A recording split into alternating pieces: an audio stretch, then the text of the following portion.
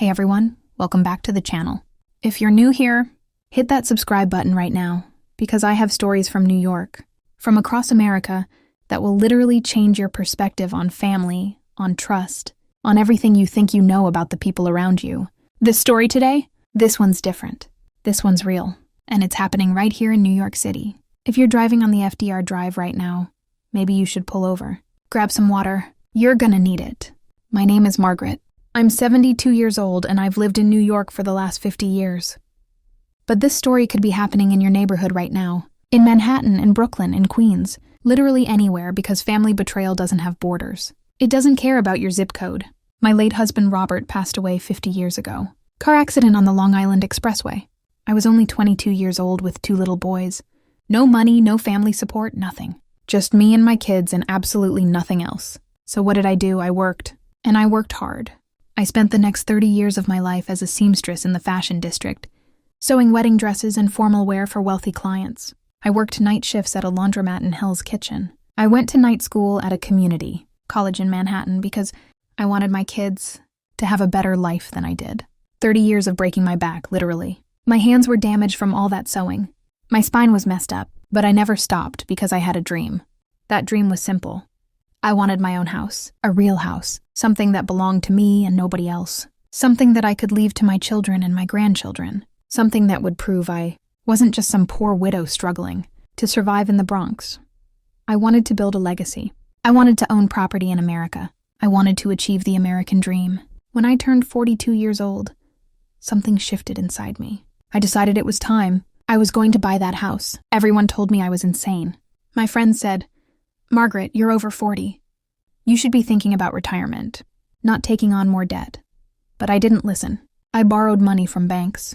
I borrowed from relatives back in Ireland. I invested every single penny I had saved for my entire life into buying that house in the suburbs of Westchester County, just north of New York City. It was a beautiful property, a Victorian-style home, 2.5 stories, a backyard, a deck. It was everything I had dreamed about. It took me 5 years to pay off that mortgage. 5 years of working even harder than before. But when I made that final payment at 47 years old, I sat on the porch of my house and I cried. I cried so hard. Not because I was sad, because I was finally free. That house was mine. Every brick, every tile, every door belonged to me. I had done it. A widow with no college education, no family connections. No help had built herself a legacy. Then my son Michael got married. He married a woman named Jennifer. Jennifer seemed perfect at first. Beautiful, educated, well-mannered. She was everything a mother-in-law could hope for. When they asked if they could move into my house, I said yes immediately. I wanted my grandchildren to grow up in that house. I wanted my son to have stability. I wanted to be a real grandmother and a real mother again. They moved in. Michael and Jennifer had 2 kids by then. David was 6 and Emma was 4. I was happy, so happy. I quit my job as a seamstress. I quit my night shift work. I focused on being a grandmother and a homemaker. I cooked every meal. I took the kids to school in the morning. I helped with homework. I attended every baseball game and every school play. I was living the dream I had been working toward my entire life. But then something started to happen. It was slow at first. So slow that I almost missed it. Jennifer began to change. She went from being sweet to being cold. When I'd cook dinner, she'd say things like, "It's okay, I guess," instead of saying thank you. When I'd help David with his homework, she'd say, "Mom, you're doing it wrong. He's old enough to do it himself." Little comments, little cuts, but they added up. And then she started talking about the house. She'd say things like, "This house is too big. It's too much work. The property taxes are insane. The heating bills are killing us." She'd complain about the maintenance. She'd complain about the mortgage that was in my name. And every single time she'd look at me like I was the problem, like I was the one who was being difficult. One night I heard them arguing downstairs in the kitchen. I wasn't trying to eavesdrop, but I couldn't help but hear Jennifer's voice getting louder and louder. She was saying things like, "I can't do this anymore, Michael. I can't live with your mother. She's controlling everything. She's criticizing everything I do. She's a bad influence on the kids. If you want to stay married to me, you need to choose. Either she goes or I go. You can't have both of us in this house." Michael didn't respond.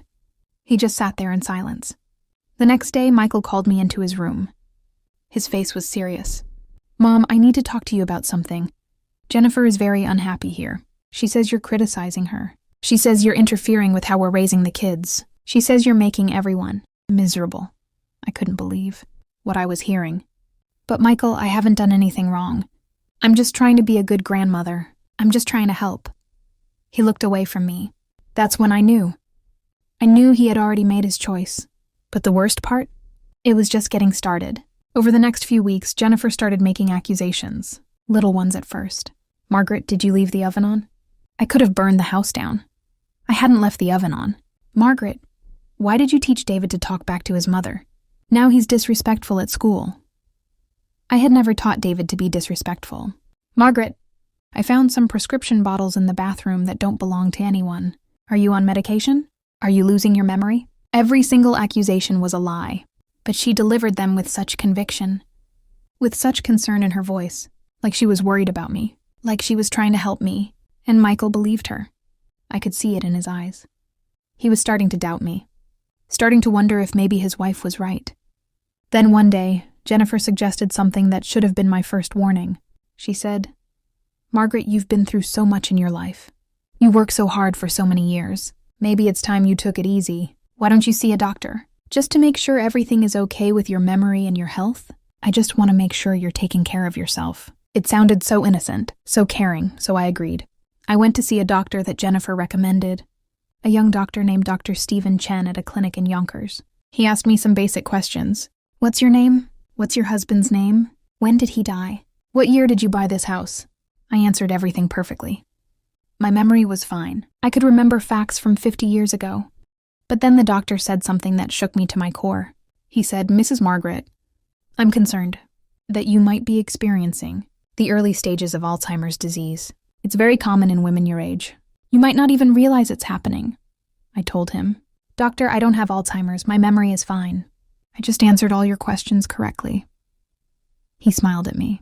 That kind of smile that adults give to children when they're being unreasonable. He said, sometimes people with early dementia don't realize they have it. That's part of the condition. He wrote me a prescription for some medication. He told Michael that I needed to take it every day to help my memory and cognition. And just like that, my life changed. Jennifer started giving me pills every morning. She'd say, Margaret, take these. The doctor said it's important for your health. Within a few weeks, I started to feel different. Foggy, confused. I'd sleep for 12 hours and still feel tired. I'd wake up not knowing what day it was. My thoughts would come and go like clouds passing in front of the sun. I couldn't concentrate. I couldn't think clearly. And Jennifer would sit there and say, you see, this is exactly what the doctor warned us about. Your memory is really going downhill.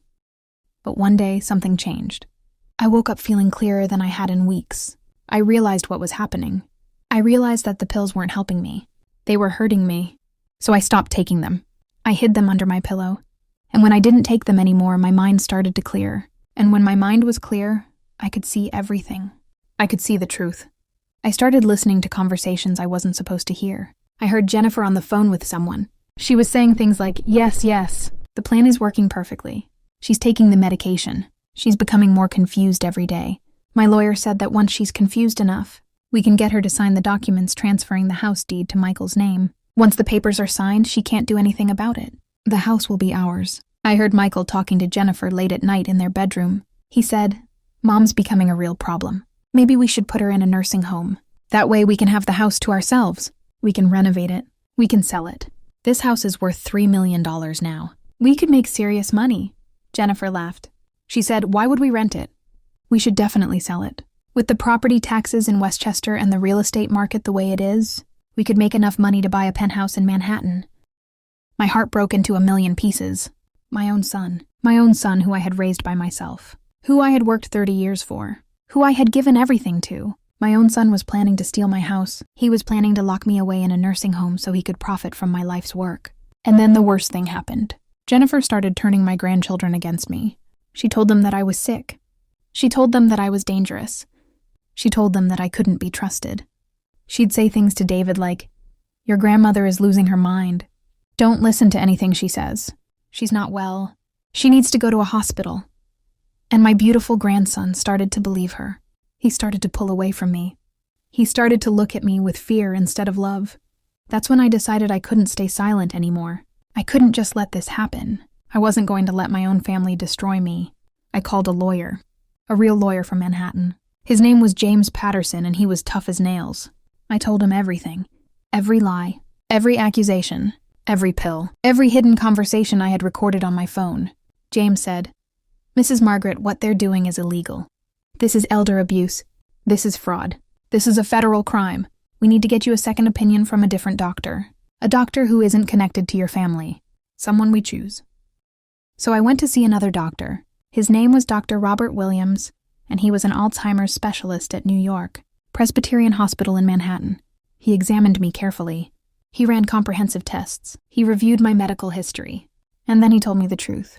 He said, "Mrs. Margaret, you do not have Alzheimer's disease. You do not have any cognitive problems at all. Your mind is sharp. Your memory is excellent. These medications that you've been taking, they're not prescribed for Alzheimer's. They're sedatives and antipsychotics. They're designed to make you confused and sleepy. Someone has been deliberately poisoning you." I cried.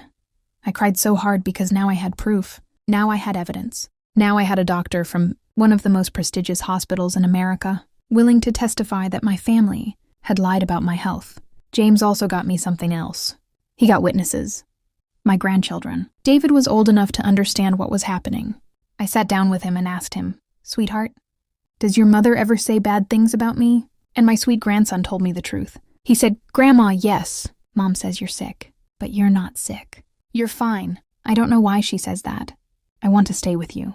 I don't want to stay with Mom anymore." Even Emma, my little granddaughter who was only 9 years old, told me that her mother had been cruel to me.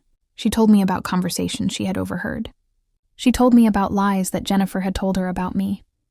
With the help of James Patterson, I filed a lawsuit in Westchester County Court. I showed the judge the medical reports from Dr. Chen that were completely contradictory to the report from Dr. Williams. I showed him the evidence that I had recorded on my phone. I showed him text messages between Michael and Jennifer discussing their plan to steal my house. I showed him the witnesses. The judge listened to everything. After 3 months of legal proceedings, the judge made a decision that changed my life. He ruled in my favor. He said that Michael and Jennifer had been committing elder abuse and fraud. He said that their attempt to have me declared incompetent was illegal. He said that my house, my beautiful house that I had worked 30 years for, belonged to me and only to me. But the judge also made another ruling. He said that Michael and Jennifer had 30 days to move out of my house. He also ordered them to pay me $150,000 in financial compensation for the emotional and physical harm they had caused me. The day that Michael and Jennifer left my house was one of the most complicated days of my life. I was happy because my home was finally mine again, but I was also devastated because my son had become a stranger to me. My grandchildren had to leave with him. I lost them. Even though I won the house, I lost my family. But you know what? I didn't regret it. Because sometimes you have to choose between your dignity and your family, and I chose my dignity. I chose to stand up for myself. I chose to refuse to be a victim. Now, a year later, I'm still living in my house in Westchester County. My health has completely recovered since I stopped taking those pills. My mind is sharp. My body is strong. I've started a small business where I teach young women how to sew, just like my mother taught me. I advertise on Craigslist and Instagram. I'm mentoring them. I'm giving them the skills and the confidence to build their own lives. David and Emma come to visit me sometimes. They sneak away from their mother just to spend time with their grandmother. We go to the movies in the city. We go to restaurants in Manhattan. And every time I see them, I tell them the same thing. I tell them, never let anyone make you feel small. Never let anyone steal your dreams. And never ever forget where you come from. Never forget the people who fought to give you a better life. This story is a warning. It's a warning to anyone out there who thinks that family is automatically trustworthy. Family can betray you. Family can lie to you. Family can hurt you just as much as any stranger can. The only difference is that family can hurt you deeper because you didn't see it coming. If you're watching this right now in New York, in America, anywhere in the world, and you're worried about an elderly parent or grandparent, please check on them. Make sure they're okay. Make sure no one is taking advantage of them. Make sure they're not being isolated or medicated unnecessarily, because elder abuse is happening right now in millions of homes across America and around the world. If you're an elderly person watching this, please know that you have rights. You have legal protections. You don't have to tolerate abuse from anyone, even your own children. There are lawyers in New York who can help you. There are doctors who will tell you the truth. There are people who will fight for you. The American justice system exists to protect you. And if you're a caregiver, please be honest. Please be kind. Please remember that the elderly people in your life have lived longer than you. They've survived more than you. They've built more than you. They deserve respect. They deserve dignity. They deserve love. This is my story, and I'm telling it to you because I want you to know that even at 72 years old, living right here in New York, I fought back. Even after a lifetime of sacrifice and pain, I didn't give up. I didn't let my family destroy me, and neither should you. Thank you for watching. Please like this video. Please subscribe to my channel. If you're in New York, if you know someone in New York dealing with elder abuse, please reach out to Adult Protective Services or call the Elder Care Locator. Please share this story with someone you know, because it might save their life. It might open their eyes to abuse that's happening right in front of them. God bless you all, and I'll see you in the next video.